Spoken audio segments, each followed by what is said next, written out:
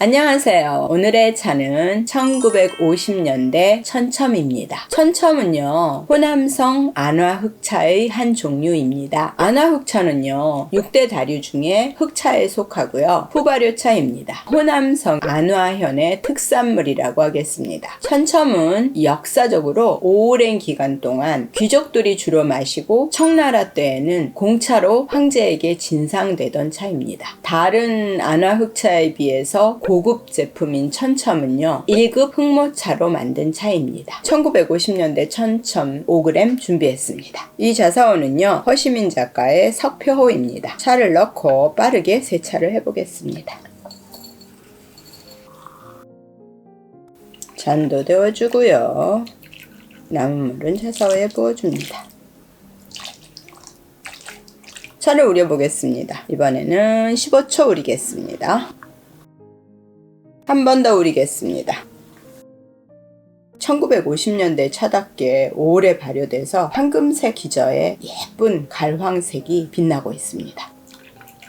향은요, 정말 몸에 좋겠다 이런 느낌이 나는 진한 약향, 대추향, 은은한 달콤한 향도 함께 나고 있어요. 맛은요, 시원하고 부드럽고 순합니다. 차의 기운이 진짜 좋아서요, 벌써 배에서부터 쭉 퍼져서 손 전체가 따뜻해지고 차의 기운이 슉 이렇게 위로 올라옵니다. 후발효차에 속하는 흑차는요, 운남성 보이차와 호남성의 안화흑차가 가장 유명합니다. 호남성의 안화현은 고대로부터 유명한 차산지로 알려져 있고요, 당나라 때 이미 고대 서적에 안화흑차에 대한 내용이 기술이 되어 있습니다. 송나라, 명나라, 청나라를 쭉 거쳐서 차마고도 무역과 실크로드 무역에서 중국 서부의 변방 지역에 안화흑차가 공급되었답니다. 안화흑차는 고급스러운 품질과 맛으로 주로 수출을 하고 있다가 2007년에 민영화가 된 이후에 대중에게 보급되면서 각광을 받고 있습니다. 안화현은요, 사계절이 뚜렷하고요, 강우량이 충분하고요, 다른 데와 달리 특수한 토양인 빙저감이 있는데요, 전 세계 빙저감의 85%가 안화현에 집중되어 있다고 합니다. 빙저감은요, 빙하기에 토양이 얼음에 쌓여 있고 이 기간 동안 기온의 상승으로 인해서 만들어진 토양이라고 합니다. 세계의 희귀암 중에 하나이고요, 칼륨, 게르마늄, 셀레늄과 같은 미네랄이 풍부해서요, 차나무의 발육과 성장에 아주 좋은 토양이 되겠습니다. 자, 그러면 세 번째, 네 번째 차를 우려보겠습니다. 이번에는 20초 우리겠습니다.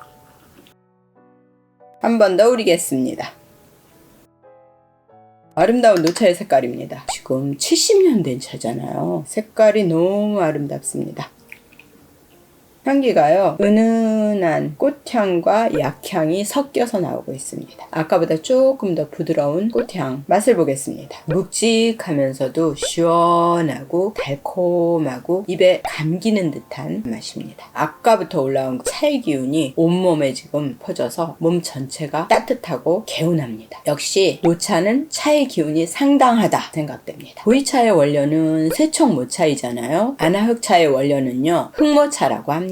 흑모차의 차나무 품종은요, 안화운태산 대엽종, 중엽종, 여러 지방의 재래종 등이 있습니다. 흑차를 만드는 과정을 알아보겠습니다. 일단 찻잎을 따야 되겠죠? 채엽을 해가지고 위조, 탐방이라고 하는데요, 시들리기를 하고요, 살청, 덕기를 합니다. 다음에 초유, 1차 유념이 되겠죠? 비비기를 해줍니다. 다음에 흑차의 중요 과정인 악퇴가 들어가는데요, 퇴적이라고도 해서 깨끗하고 청결한 공간에서 직사광선을 피하고 실내 온도 25도, 습도 85% 정도의 환경을 준비하고요, 찻잎을 쌓아두고 젖은 천을 덮어줍니다. 그리고 중간중간에 찻잎의 무더기를 풀어주는 번태를 해줍니다. 그런데 안화흑모차의 악퇴의 시간은요, 보이차에 비해서 굉장히 짧아요. 봄에는 한 12시간에서 18시간 정도, 여름이나 가을에는 8시간에서 12시간 정도 악퇴를 해줍니다. 이렇게 짧은 시간에 악퇴를 하지만 차 맛이 훨씬 부드럽고 매끄러워집니다. 악퇴를 한 다음에 복유를 해요. 복유는 2차 유념이 되겠죠. 한 번 더 비비기를 하는 거예요. 다음에 건조를 해주는데요. 아나흑차의 건조는 소나무 장작을 태워서 그 연기와 열기로 해주기 때문에 아나흑차를 처음 만들었을 때 송연향이 납니다. 여기까지가 아나흑차, 흑모차를 만드는 과정입니다. 아나흑차의 완성품은요,